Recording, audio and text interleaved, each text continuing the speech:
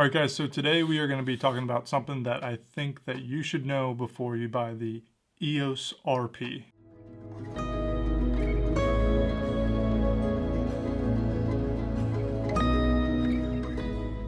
So recently I sold off all my Nikon gear and I moved to the Canon mirrorless system.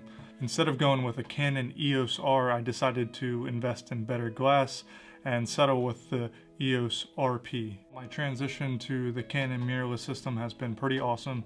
I'm really enjoying the accurate autofocus. I'm also enjoying the dual pixel autofocus for video. Before I had a Nikon camera and I really didn't try doing any video with that just because that system used a contrast-based autofocus detection system, and the autofocus wasn't really usable for video. Two other things I really like about the system is that the size of the Canon EOS RP is a lot smaller than the D850 that I had, and even though the lenses that I'm using, like this 50mm right here, even though they are a little bit more on the bigger side, it's smaller than what you're going to get with a Nikon D850. So for this video, I just wanted to shed some light on a somewhat confusing topic that deals with the mirrorless cameras, but more specifically, I wanted to talk about how it's going to affect those considering purchasing or who have the EOS RP. No, right here. Say hi, guys. Hi, guys. So after I acquired my 50mm and my 85mm lenses, I started to notice that when I was shooting outside at faster shutter speeds and at the maximum aperture, like 1.2 or 1.4, I did notice that the out of focus background on my pictures was looking a little bit weird. I'll put some pictures up on the video and you guys can kind of look at what I'm talking about. So here's the first example. You can already start to see the out of focus highlight areas fading on the left end of each oval. Yep, right there. And then if you go all the way to the left of the picture, you can see it completely clipping off. So from what I read about this, and to simplify what's going on right here, basically there's a first curtain shutter and a second curtain shutter. And if you are shooting at a wide aperture at a fast shutter speed, the first curtain shutter is casting a shadow on the second curtain shutter. And in this second example, I actually do think it affects the overall image. When I saw this, I wasn't too surprised because I used to shoot with a Fuji X100F, and that had similar issues when you were shooting at faster shutter speeds at the maximum aperture.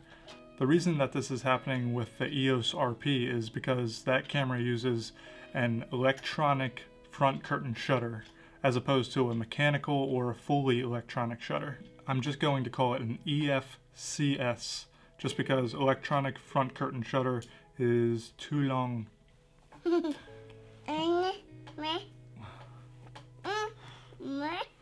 So one of the pros for an EFCS is that you can sync a flash with your camera.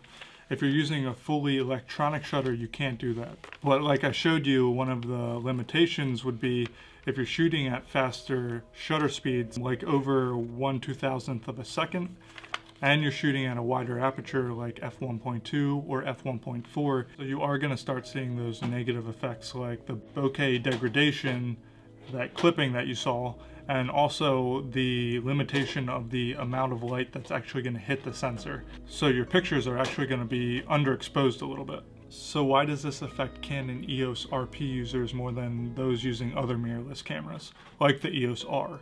So if you are considering buying an EOS RP, or you already have one, you should know about this. And the reason is that you can't turn off the EFCS on that camera. While on the Canon EOS R, you can have an option for a mechanical shutter or a fully electronic shutter.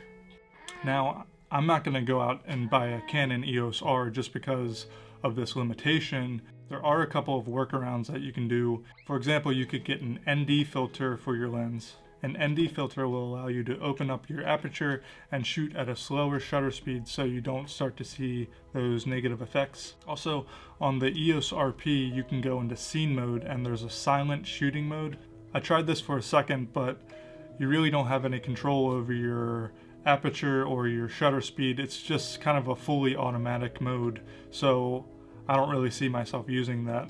Another thing you can do is you can go into focus stacking mode and set your number of exposures to 2 and set it to narrow.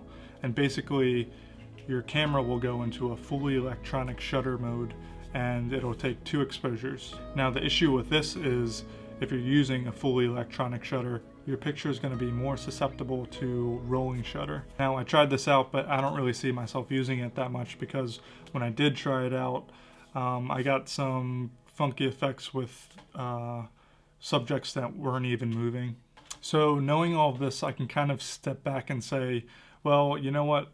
Those that are buying the Canon EOS RP probably aren't going out there and buying really expensive glass like the 50mm or the 85mm 1.2. And on the other hand, those that are buying those lenses are probably in a better position to get the more professional camera. So those that are in a similar position as me, where you bought the Canon EOS RP camera as more of a transition camera, this is definitely something you should watch out for. Or even if you bought the RP as a secondary camera and you're adapting your faster EF glass to it, this is definitely something that you should consider. With some of the 2.8 zooms or the kit lens like the 24mm to 105mm f4 lens, you don't really have to worry about this issue too much, just because the aperture is narrow enough where even if you're shooting at higher shutter speeds, you're not going to get that effect. So just to close this video out, I think that the EOS RP is still a really good value.